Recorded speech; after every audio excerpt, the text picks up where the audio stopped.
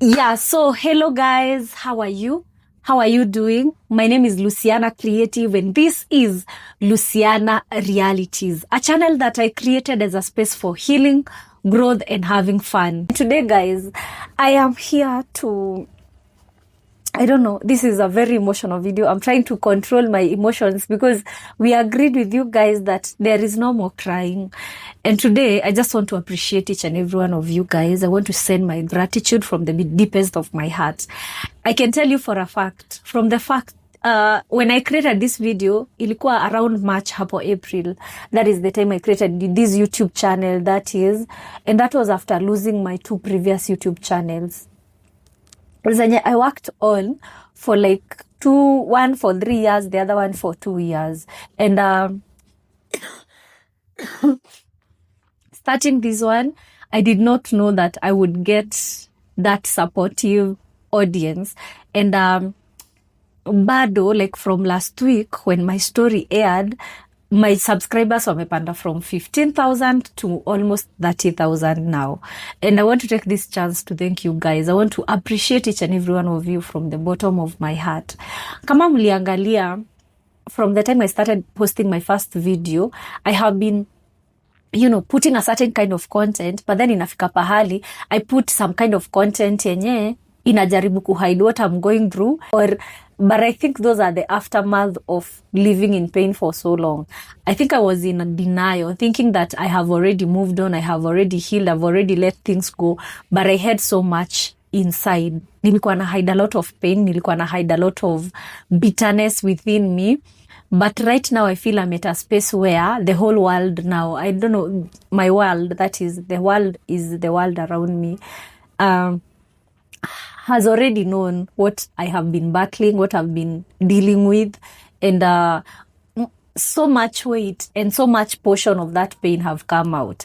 I know it's not everybody who was for the idea. Si kila mtu ameniambia nimefanya vizuri, but I think most of you have identified with my story. Most of you have understood my pain. Most of you have, shown me that I needed to speak up for me to stand again, for me to accept the situation. It is easy to face something. The time you have people who know what you're going through.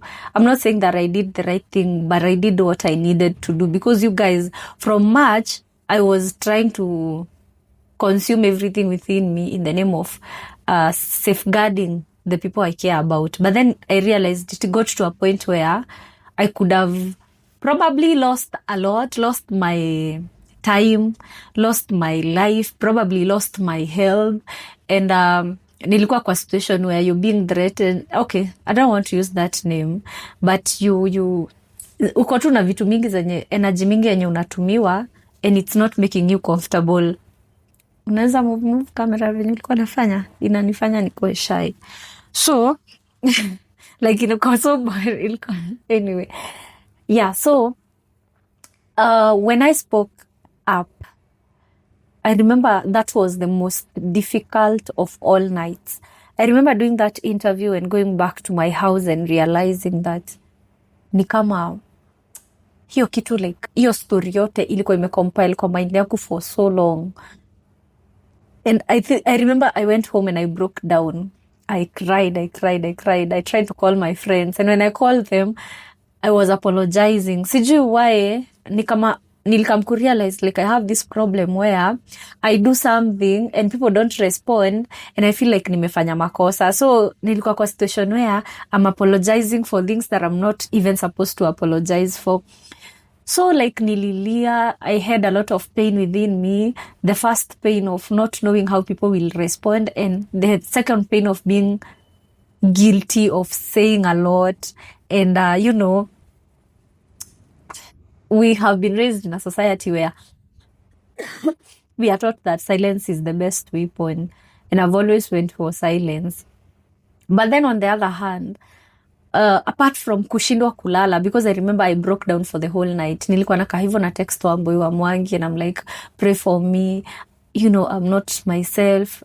It's like I'm losing it. I texted several people and I remember she called me, she prayed with me. And then you guys, after kuona hiyo story na nyinyi mkaanza kunipigia, some of you prayed with me, wengine mkanitumia support niweze kununua vitu za kufanya kazi, wengine mkani encourage, some of you came to my house to pray with me. And I felt so encouraged, I felt so loved. And right now, pahali na keti, it is not where I was last week. I remember, guys, today I'm sitting here down and I'm saying, God is faithful to the faithful. You see, last week on Wednesday, I had received a notice before I spoke up. Actually, me speaking up was not, haikuwa like, niambie watu like wanisaidie do or anything. Ilikuwa tu to just let the world know what I'm going through, because there are so many narratives zimekuwa zikipeanwa, and that was not my real story. So I just felt like I should just share my story, and that's it. Maybe itasaidia mtu, maybe itaonyesha msichana mdogo that before people don't change, and if you see red flags, haufai ignore.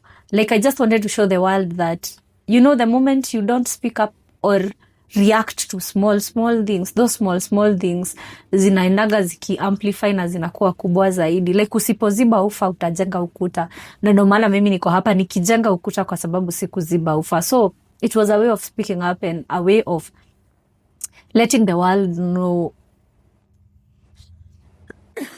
the mistakes I made and where those mistakes have led me. So last week, I remember at that time, nilikuwa na go through a very difficult moment. And I remember nilikuwa receive notice ya kulipa rent. I remember nikaambia my cousin akuja anunue kitanda. But I prayed to God.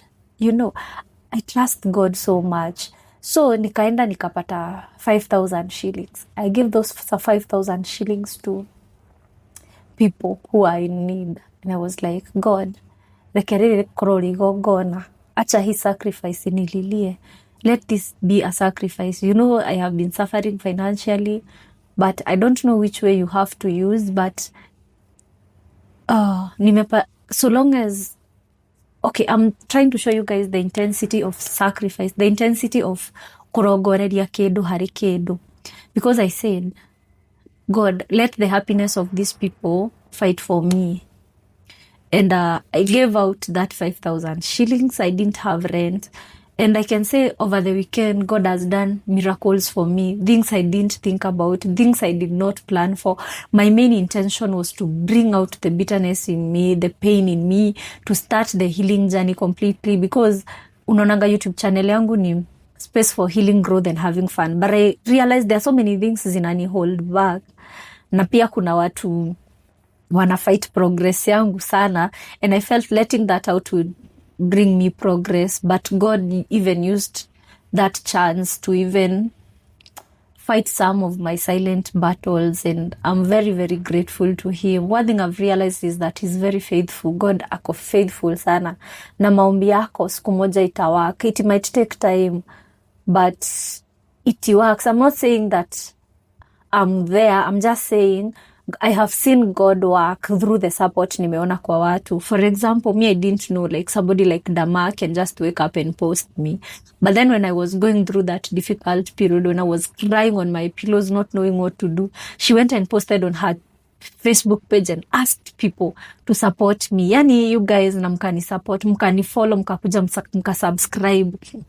Some people like akina Esther Baubach, like story yangu kwa Wamboi na Muna, they shared, and huyo naye akajitolea kabisa. She mobilized people, waka raise funds, wakanisaidia. Na ndio maana hata microphone kama hii nimenunua, you know, and a lot of other things nitaweza kupata, and to be able to, yani at least ni stand up. Kuna kampuni pia zimekuja zimenipatia kazi, and right now I feel like instead of having so much stress in mind, now I have to plan myself. I have to sit down and analyze my life and know nikuwe like kwa focus.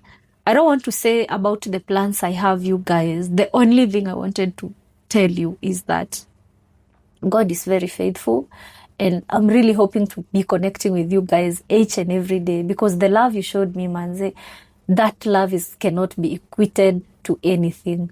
I'll be doing different kind of contents kama hizi za sit down, hosting people on my podcast, and also nitakuwa naendelea na traveling zangu. Mnajua I love vlogging so much, and I will continue doing what I love the most. Sawa sawa. Support the brands zenye zimenipatia kazi, including Sensory Real Estate, kuna Zunguka Africa, kuna Stay Scanners wenye wamenipatia accommodation leo,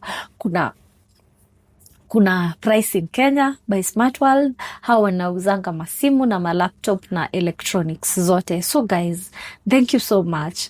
Thank you so much. Yani 10,000 subscribers in one weekend. More than 10,000 subscribers in one weekend. That's not a joke. That is love and grace of God. The only thing I can say to you guys is that I'm healing. Yesterday I started therapy kule kwa Becky Gitau, and she's an amazing woman.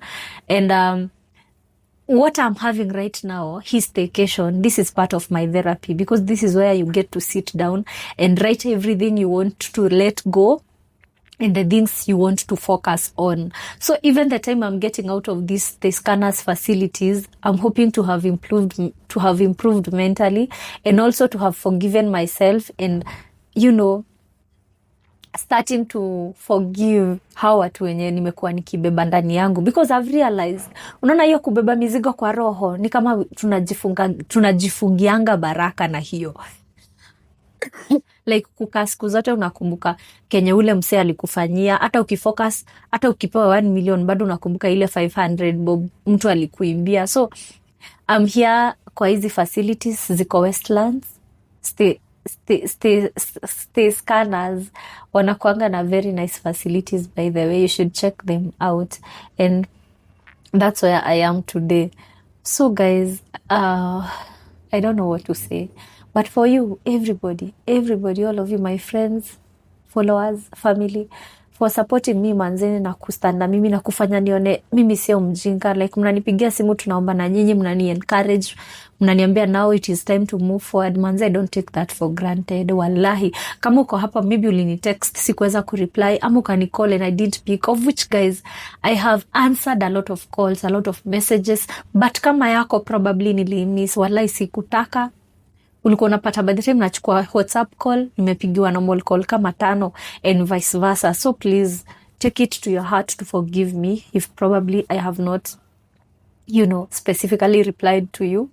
And I pray that you guys support me. I'm also going to support you guys, and that's why I would want you to suggest to me, what would you want me to do? Like, what would you want us to do as women? I would want to be there for women like me, women who are in pain, because I've realized so many married women, they are also in pain. We wouldn't want our marriages to break for us to realize that we deserve better.